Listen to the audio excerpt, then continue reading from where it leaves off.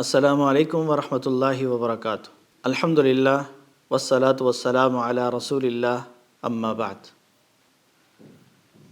اللہ تعالیٰ نے انسان کو بہت خوبصورت پیدا فرمایا ہے، حتیٰ کہ 4 قسمیں اٹھا کر تاکید کے ساتھ فرمایا لقد خلقنا الانسان فی احسن تقویم، کہ ہم نے انسان کو خوبصورت بہترین پیدا کیا،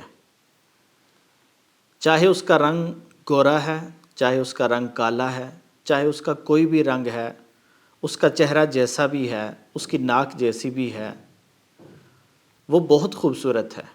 اللہ تعالیٰ کو ویسے ہی اچھا لگتا تھا جیسے رب نے پیدا کیا، اور انسان کی تخلیق میں اس کا ذاتی کوئی کمال نہیں ہوتا۔ آپ کسی بھی انسان کو دیکھ لیں، بہت خوبصورت آپ کو لگتا ہو، آپ کی نگاہوں کو لگتا ہو، یا آپ کی نگاہوں کو اچھا نہ بھی لگتا ہو، اللہ کے ہاں وہ خوبصورت ہے، اور اس میں اس کا کوئی کمال نہیں ہے، اور نہ ہی اگر آپ کو کوئی اچھا نہ لگتا ہو تو اس کا کوئی قصور ہے۔ یہ اللہ تعالیٰ کی مرضی ہے، جیسے رب کو اچھا لگتا تھا رب نے ویسے ہر ایک کو پیدا کر دیا۔ لیکن اس کے بعد دوسرا کام جو میری اور آپ کی ذمہ داری ہے، جو ہمارے ذمے ہے، کہ ہم نے اپنے کردار کو اچھا بنانا ہے، اپنے اخلاق کو اچھا بنانا ہے۔ شکل و صورت اللہ نے اچھی بنا دی، میری اور آپ کی ذمہ داری یہ ہے کہ ہم اپنے کردار کو، اپنے اخلاق کو، اپنے رویوں کو اچھا بنائیں۔ کوئی بھی انسان برا اس بنیاد پہ نہیں ہوتا کہ اس کا رنگ اچھا نہیں ہے، اس کی ناک اچھی نہیں ہے، اس کے کان اچھے نہیں ہیں، اس کے ہاتھ اچھے نہیں ہیں۔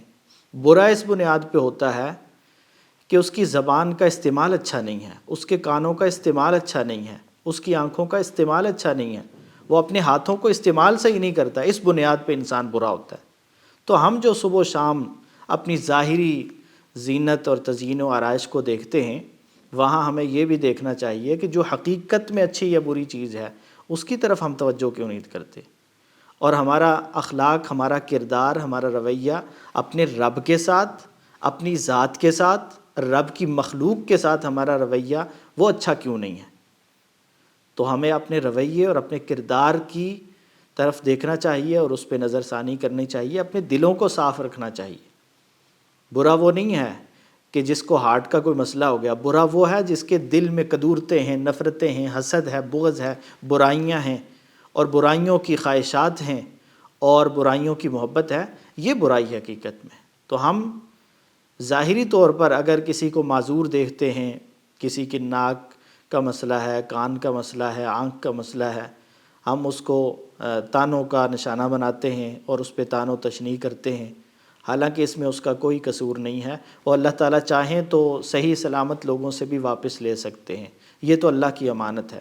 لیکن حقیقی چیز وہ ہے جو انسان کا کردار ہے، اس کا اخلاق ہے، اس کی وجہ سے کون پستیوں کا شکار ہے اور کون عروج اور بلندی حاصل کر رہا ہے، اس بات کی ہمیں فکر کرنی چاہیے۔ اللہ تعالیٰ ہمیں اپنے کردار کو سنوارنے کی، اپنے اخلاق کو بہتر بنانے کی، اور اپنے اعضاء کے صحیح استعمال کی توفیق عطا فرمائے، اور ہمیں کتاب و سنت کے مطابق زندگی گزارنے کی توفیق عطا فرمائے۔ والسلام علیکم ورحمۃ اللہ وبرکاتہ۔